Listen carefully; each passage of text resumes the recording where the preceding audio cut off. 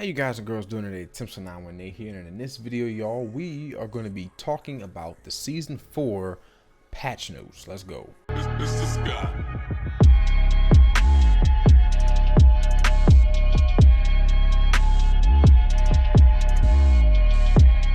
How y'all doing? Like I always say, I appreciate every single one of y'all that stop my videos, man. Y'all just aren't subscribers or viewers, y'all family, and I appreciate and I love y'all, man. And if you are new to the channel, please make sure to hit that sub button and that like button. It will make my testicles swell with joy and happiness.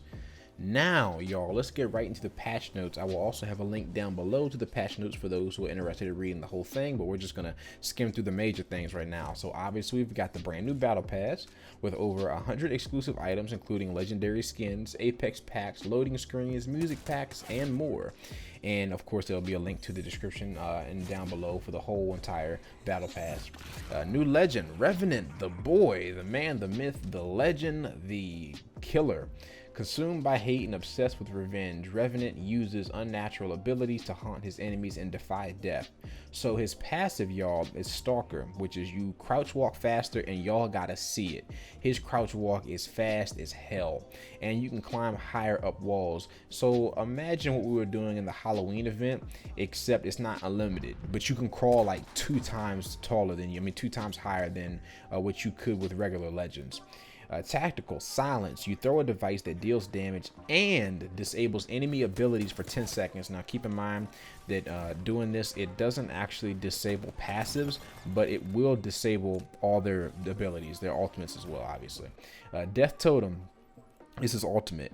Drop a totem that protects users from death. Instead of getting killed or down, you will return to the totem with X amount of health. So with extremely low health, you'll be able to return to the totem, y'all. But I mean, this is a game changer. I'm not going to go too deep into it, but I really feel like this could change up the meta in a big way. I could definitely see a lot of pros using him with Watson, or using him to with Wraith and everything, because like he's like an aggressive type of legend, and the fact that you get a get out of jail free card, you're able to deal damage and go back to spawn again. I mean, it's huge, y'all. Like that's insane. Also low profile, which Revenant takes 5+ damage, so you know just how Gibraltar and Caustic would as well. Alrighty then, y'all, we got the new weapon, the Sentinel sniper rifle. I'm gonna skim over this right here. It says the Sentinel is a bolt action sniper rifle effective at medium to long range. If a player presses the fire select with a shield battery equipped, the Sentinel will consume a shield battery from your inventory and temporarily enter an energized state. Y'all, I'm telling you, man, it's just like disruptor rounds pretty much. And I don't know if they're gonna nerf it, but literally when you charge it with a shield battery, it doesn't matter what armor they have, gray, blue, purple, or gold, it will immediately break their armor. It is insane. So we've got that, the Sentinel sniper rifle. The map update, it says that our main goal was for the map update was on the design side to get players to make new decisions. By the end of the season, you probably have your favorite spot or spots to land. You might prefer to rotate out of a drop location in certain directions, which in turn makes a lot of games feel similar as the season progresses. They say our goal as designers was to approach the game, and in this case of the map, change it so that way each drop, rotation, and gunfight feels as fresh as possible. So the main things we're going to focus on, y'all, is the Planet Harvester. This big ass Planet Harvester, I mean, there's nothing you can call it really, this big ass thing in the sky. It says, with its large multi-level design, the Planet Harvester is unlike anything else on World's Edge and brings exciting new gameplay options to the game. And it is really huge, y'all. When you go take a look at it, it is insane. Like there are doors, there are walkways. I mean, it feels like a brand new map just being in the center of it. Capital City split into 2. So this Capital City was the biggest POI in Season 3, and getting the most action right out of the ship by sending this Fisher straight through Capital City and creating some dead space in between. And that's why, you know, you see the lava pits and stuff like that. They're hoping that it can separate the 2 zones for players to land and loot, and they call it Fragment East and West. The updrafts, which is pretty much when you jump into the lava, into the cuts. It says if you jump into the fissure that cuts through Capital City, you'll slowly be carried back up from the heated pressurized air and allowed to coast across and land on the other side. This is balanced by 2 things. First, you will take 25 damage from the intense heat and embers floating inside. This is a consistent amount of damage every time you drop back down. Second, you travel very slowly in third person while moving in the updraft. So they still want to punish you for falling down, but you won't instantaneously die. A survey camp. It's a new small POI in the snowy fields between the epicenter and Skyhook, and there are guaranteed weapons in the weapon racks at the survey camp. So, you know, you got to be looking out for that. Another huge change, y'all, is obviously what everyone was looking forward to, Ranked Series 3. So we're going to be moving into what we call splits. It says moving to splits per season, 6 weeks of ranked play before reset. Adding the master tier, so Apex Predator becomes top 500 players by platform. So it'll go bronze, gold, silver, platinum. Oh no, I might have said that wrong. It's a bronze, silver, gold, platinum, diamond, master, and then top 500, which would be Apex Predator. It says dive trails will be moving to a seasonal reward model, but series 1 and 2 players are already grandfathered in. There's going to be a soft reset, and scoring are the same, but soft reset is every split. And the update to how assists are scored in series 3 also applies to Revenant's silence ability.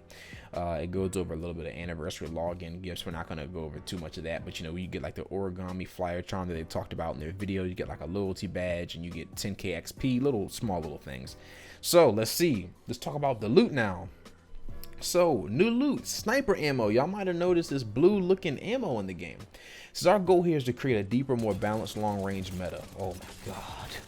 Reading that sentence hurts my soul. Let me know in the comments down below, y'all, what y'all think. But Jesus, man. I mean, since snipers shared ammo types with SMGs and LMGs, there wasn't a great way to put ammo scarcity on sniper rifles without penalizing the more ammo-hungry weapons that use the same ammo type. So for Season 4, we've added a new class of ammo that only applies to sniper rifles that we hope will have players being careful about the shots they take and limit how long they can pressure targets at long range before having to reposition. So all snipers take this new blue ammo type. It's the Sentinel, the longbow, the triple take, and the charge rifle.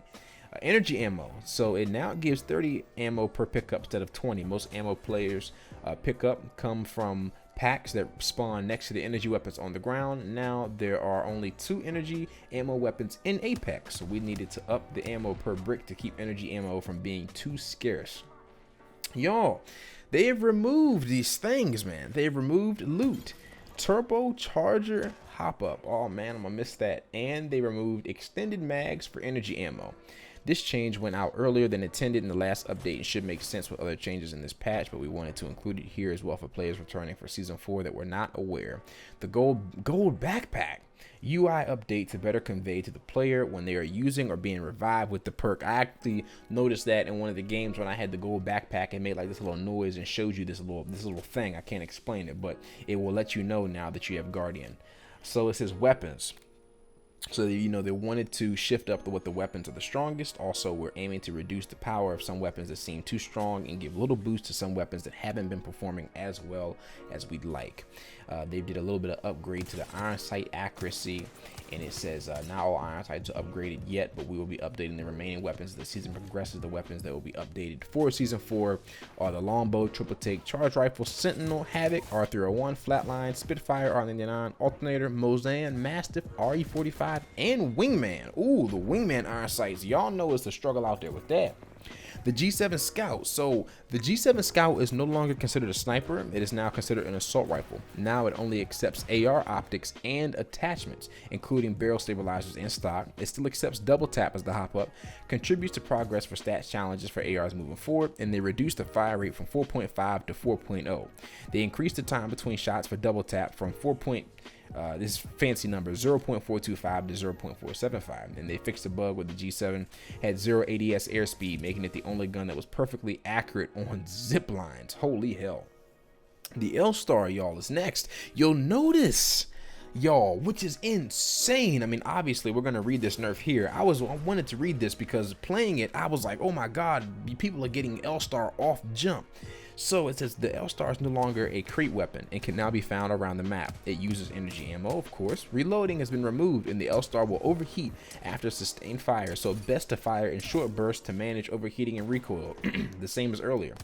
Damage reduced per shot, 19 to 18, and rate of fire is decreased from 12 to 10. Less horizontal view kick when the weapon fires. Okay, so that's what they did. They decreased the rate of fire and damage. I was about to say, y'all, because you can pick these L-Stars up, and I mean, at the beginning, y'all, I mean, hell, the fact that it blinds you is enough for it to be a problem, you know? The devotion. It says the devotion was chosen to go into the crate for a couple of reasons. Mainly one, it is an energy ammo LMG, and so is the L-Star. Data shows us that the fully kitted devotion is actually one of the strongest weapons in the game and could work at crate power level. Removed from normal loot pool and is now a crate weapon. Magazine size of 54, total ammo stock of 162, and turbocharger functionality. It says Havoc. With the removal of turbocharger, we wanted to buff the base Havoc. Most notably, we are reducing horizontal recoil and making it easier to control. No longer accepts the turbocharger hop-up. Turbocharger has been removed from the game, but can still equip select fire. Decreased time between shots when using select fire hop-up. They went from 0.77 to 0.56. Now, the R99. Reduced damage per shot from 12 to 11, but they increased the magazine size. If you've noticed that, I've noticed that in the game, for the first 3 tiers. So base is, instead of being 18, it's 20. Common went from 20 to 22. Rare from 23 to 24, and epic stays the same at 27. A Prowler, it increased damage per shot from 14 to 15. I've noticed that. Oh my goodness, y'all. The Prowler too, especially with the select fire on that bad boy. I feel like that's one of the best guns in the game. Hemlock, increased single shot rate of fire from 5.6 to 6.4. Wingman, y'all, here is the change.